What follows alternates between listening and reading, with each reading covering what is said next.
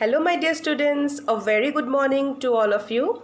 Today, we will start discussing a new chapter from your civics portion. Before starting the chapter, let me ask you a few questions. So, all of us, including me, you and me, all of us have certain rules and regulations that we need to follow at home, right? Yes or no? And who makes these rules and regulations? Our parents or our elders, right? For example, we need to no we and in my home there is a rule that each and every one of us has each and every one of us have to wake up at 6 o'clock in the morning, not after that. If anybody wakes up after that, you will be punished. No tea. Okay, or like many of you might have the breakfast rules, like breakfast at 7 o'clock or maybe 8 o'clock, right? Yes. So all of us have got some rules and regulations that we need to follow at home. We need to follow those rules and regulations responsibly. Now, who makes these rules and regulations? Our parents or our elders, right? Similarly, at school also, you need to follow a given set of rules and regulations. Each and every one of us need to follow the rules and regulations laid down in the school calendar, right? In the school handbook, in the school diary. Yes, and we need to follow that, right? Okay, so like for example, the uniform that you need to wear, or maybe how you need to come to school. All right, so what are the criteria for any examination? So there are so many rules laid down in your diary that each one of you need to follow strictly and responsibly, right? Okay, now imagine if there was no rules, no rules at home, no regulations at home. Somebody is getting up at 6 o'clock, the other person is getting up at 8 o'clock, and again somebody else is getting up at 4 o'clock in the morning, and the other person is getting up at 9 o'clock in the morning. You need not ask your parents to go somewhere, or maybe suppose, just imagine a situation at school where there are no rules and regulations. What will be the condition? It will be very chaotic, confusing, unsettled, and the institution, the family, or any school or office will not work properly without proper rules and regulations, right? Similarly, there are some rules and regulations, all right, according to which our country is governed. Yes or no? So being an Indian, being a citizen of this country, we need to follow a set of rules and regulations, right, according to which our country is governed, our country is administered. All right. For example, you have your handbook where all the rules and regulations for the school has been laid. Similarly, India also has a written set of rules and regulations. All right, there is a written book of rules and regulations, and India has the longest written book of rules and regulation, and this book is known as the Constitution of India. Am I clear? And it is according to the rules and regulations laid down in this book that our country is governed, right? And each and every one of us, all the citizens of India, are bound to abide by the rules and regulations laid down in this particular book, which is known as the Constitution of India. Okay, so today we are going to start a new chapter, and the name of this chapter is Ideals of our Constitution. In this chapter, we will understand what Constitution is, what are the features of the Constitution, what are the ideals of the Constitution, right? Okay, so let's start the chapter. A constitution. Okay, what do you mean by the term Constitution? The Constitution defines the vital and core framework of a country. It also contains the national goals which form the foundation of a country. So as we have already discussed, Constitution defines the vital and core framework of the country. Okay, it defines how the country works, how the country is governed, what are the rules and regulations that the citizen of this country needs to follow. Okay, and also it contains national goals which form the foundation of our country. The constitution also contains the national goals. Okay, the goals of our country. What are the goals that our country will achieve? All right, need to achieve. All right, so what is a constitution? A constitution is a set of rules and regulations according to which a country is governed, right? It is the vital framework of the country. Okay, vital framework means it is the way the country, the way the country is governed, how the entire country is governed. All right, and it also contains the national goals which form the foundation of our country.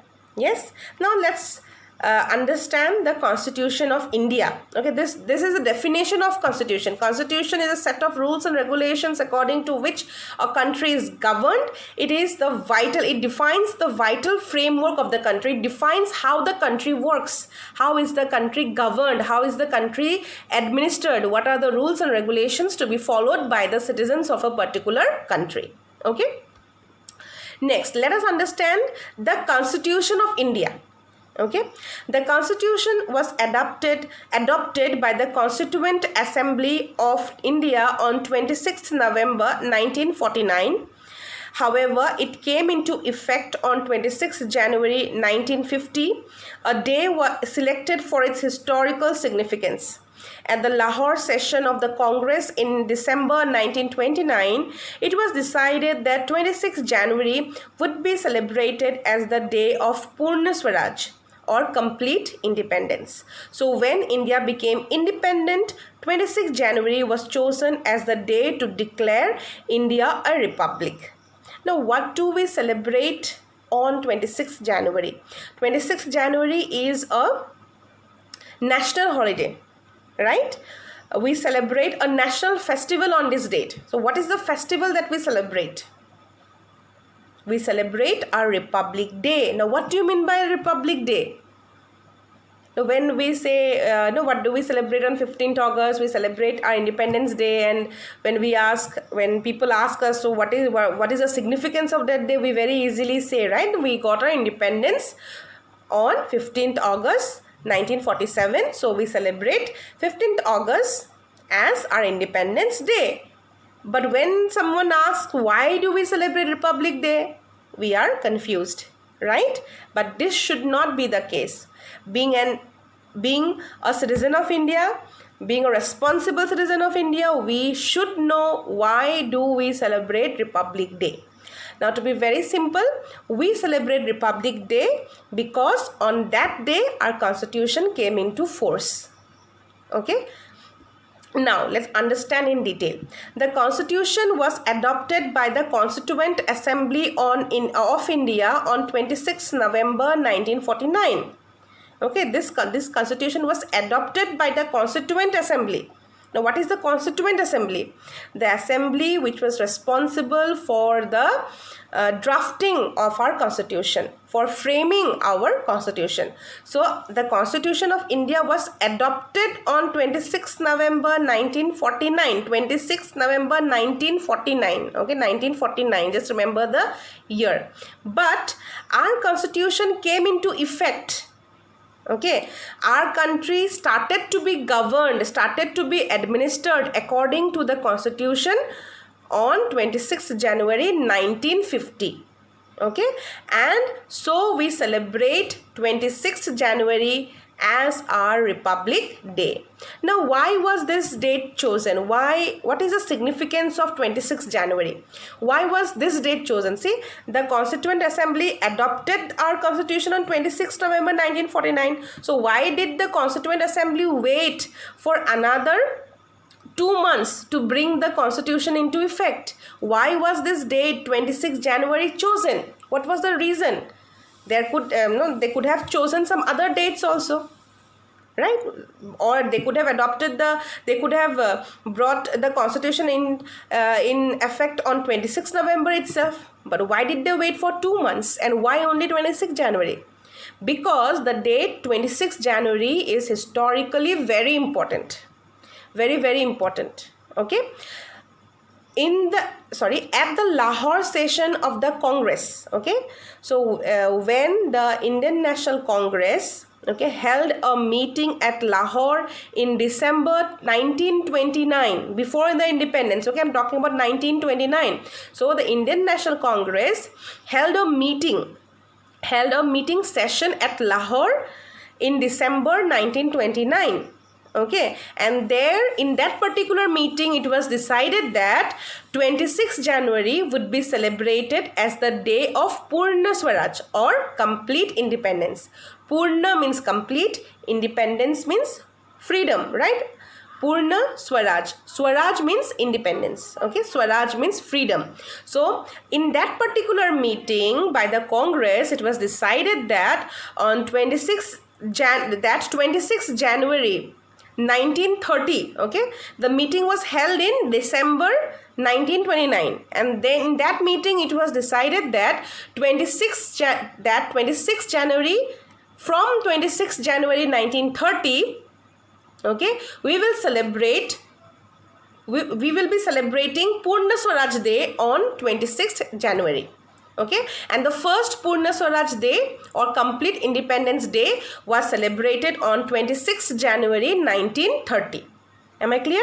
So that date is very significant. Okay, so until the real independence happened in 1947, right, 15th August 1947, we got our freedom, right? So until this date, okay, 26th January was celebrated as the Independence Day in India by the Indians.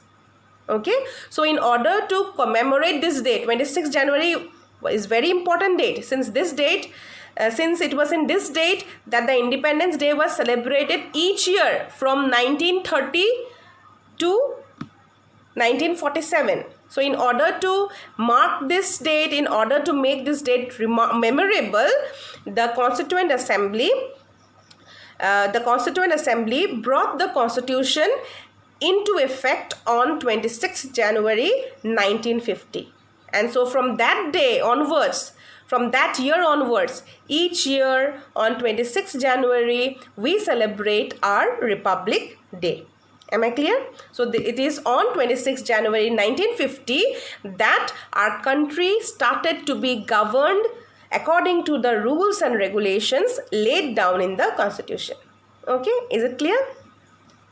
Now we will learn the features of our Constitution. This is very important. Okay, this chapter is really very important. As a responsible citizen, we need to know exactly how our country is governed, what are the rules and regulations laid down, what are our duties. It is very important for us to know. Okay, so now we are going to learn the features of our Constitution, the characteristic features of our Constitution, how exactly our Constitution is. All right, India has the longest written and the most detailed Constitution in the world. In order to give the people of India the best possible Constitution, the framers of our Constitution studied and incorporated the best features of various constitutions of the world. So, the Constitution of India is the longest written Constitution in the world. Okay, and it is the most detailed Constitution of the world. Longest written Constitution and the most detailedly written Constitution of the world. Okay, in order to give the people of India the best, okay, the best possible Constitution, okay, in order to give the people of India, the citizen of India, the best possible Constitution, the framers of our Constitution studied the Constitution of other countries, all right, studied the Constitution of various other countries and tried to incorporate the best features of the constitutions of the other countries. Okay, so our constitution, the framers of the drafting committee, the framers of our constitution, they read, they studied, they researched the other the constitutions of other countries, and they incorporated the best features of these constitutions into the Constitution of India. Okay, now let's see what are those features which were taken from other countries. The fundamental right and the federal form of government were adopted from the Constitution of India. Okay, the fundamental rights. So as a citizen of this country, all right, we enjoy certain fundamental rights. All right, we will be discussing these fundamental rights later on when we progress, when we go to the detailed explanation of this chapter. So the fundamental rights and the federal form of government were adopted from the Constitution of America. Fundamental rights are certain rights which we enjoy being the citizen of India. All right, and federal form of government means a government which is decentralized. Okay, so we have a central government and also a state government. Okay, so the power of our country is not centralized. It doesn't lie only at the center, but it is decentralized. It is divided among the state governments and the central governments. Okay, so this is known as the federal form of our government. Okay, the fundamental rights and the federal form of the government were adopted from the Constitution of USA. The parliamentary system of government and single citizenship were adopted from the Constitution of UK. Okay, the parliamentary system of government, right? What do you mean by a parliamentary form of government?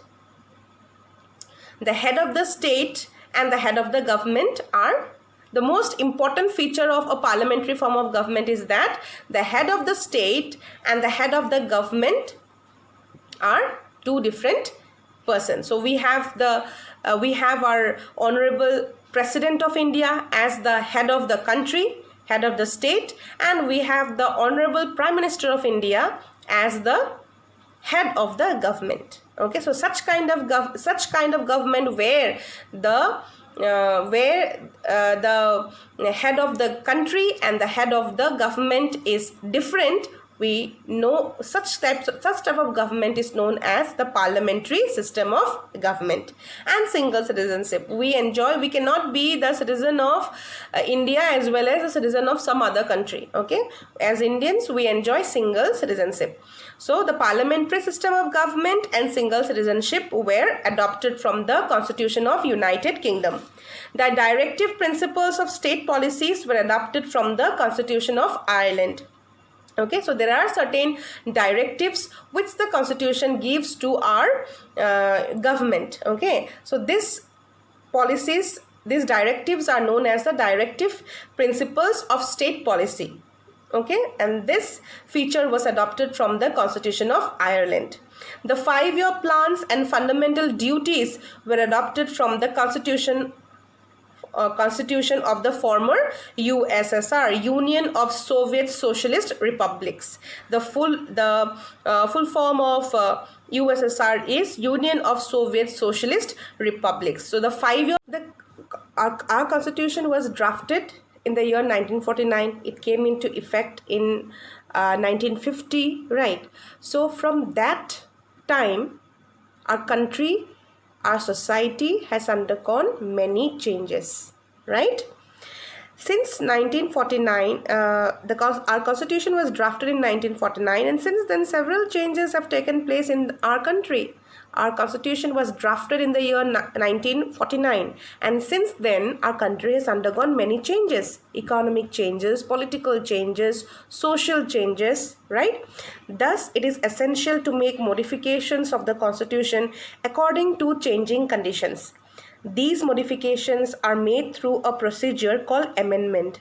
An amendment can be defined as a change in the provisions of the constitution through an act. Okay, now as you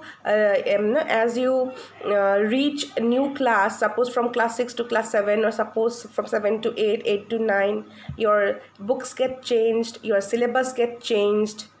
Yes or no? Right? Why isn't the syllabus of class 6 social science and class 7 social science are same? Why they are different? Why are they different? Why are they not same? Because the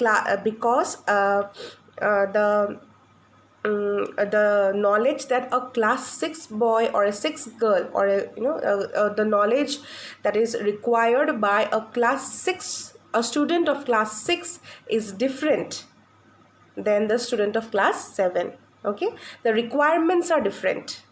Okay, in class 7 you need to learn more detailedly, okay, about our society, about our history, about the politics of our country, about the geography of our country, right? You need to learn little more than what you learned in class 6, right? And you're growing. Yes or no? You're growing up. Your learning capabilities, your understanding capabilities also increases. So along with that, increase in the learning capability, understanding capability, your syllabus keeps on changing according to what suits the age group of the age of a particular group, right? So if the syllabus for class nursery and the syllabus of class 6, if it was same, then what would be the consequence? For a class nursery kid it would be very tough, right? But for the same syllabus for class 6, it would have become very easy, and it have become it would be of no use for a class 6 student, right? Similarly, our constitution was are drafted in the year 1949. At that time the scenario of our country was different, right? At that time our country was a baby country, a country which was just independent. Like a baby has different requirements, right? An infant, when a child is a just born baby, the requirements of a just born baby or newborn baby is different than the requirements of a toddler. The requirements of a teenage child is different from the requirements of the adults, right? Yes, now if we being you are a student who studies in class 8, and if you go on eating baby food, if you go on eating Cerelac, will it be sufficient for your body? No. So according to your growth, according to the changes in your body, you need to have different food, right? Similarly, our constitution was adopted in the year 1949. It came into effect in the year 1950. At that time the scenario of our country was different, the social condition was different, the economic condition was different, the political scenario was different, and our constitution was written, our constitution was framed keeping in mind those situation of our country. Our country our country had just got our independence. It was a baby country. The economy was down. Everything was just in a starting point. So at that time the requirements of other citizens of this country was also different. It was not same. All right. So with the changing conditions in the country, with the changing conditions in the economy, with the changing conditions in the society, with the changing conditions in the politics of our country, there was it was very important to bring about modifications in the constitution also. But the constitution is it is a sacred book, right? It is a book of law. It cannot be simply changed. Okay, no one can simply come and change the constitution. It goes through a procedure. Whenever there any change in the constitution is known as amendment. The process of bringing changes into the constitution, if required, all right, is known as the amendment.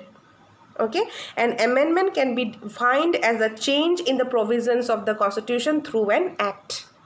Okay, the constitution cannot be changed, or there cannot be no one can make any modification in the constitution. All right, the modification in the constitution is made according to the changes changing pattern of the changing condition of the country. Yes, and the process through which these modifications are made is known as the amendment. Okay, an amendment has to be passed by both the houses of the parliament. Okay, the upper house and the lower house. For any modification in the constitution, both the upper house and the lower house of the parliament has to pass the has to pass the amendment, and then only there can be changes in the constitution. Okay, so from the starting, all right, in the year in when our constitution was adopted, it had 395 articles and 8 schedules. Now our constitution has 395 articles, there are 12 schedules and 104 amendments. In your book it is given 94. This is not updated. We have 100. The latest number of amendments is 104. I hope you have understood the I hope you've understood the introduction of our constitution. You have understood what constitution is, what are the features of a constitution, and what amendment is, right? In the next class we'll be discussing the preamble and the features of the preamble. Okay, the principles of the preamble, sorry, not features, the principles of the preamble. Thank you and have a nice day. If you have any doubt, please do ask me in the comment box, or you can also ask me in the WhatsApp group. Thank you and have a nice day.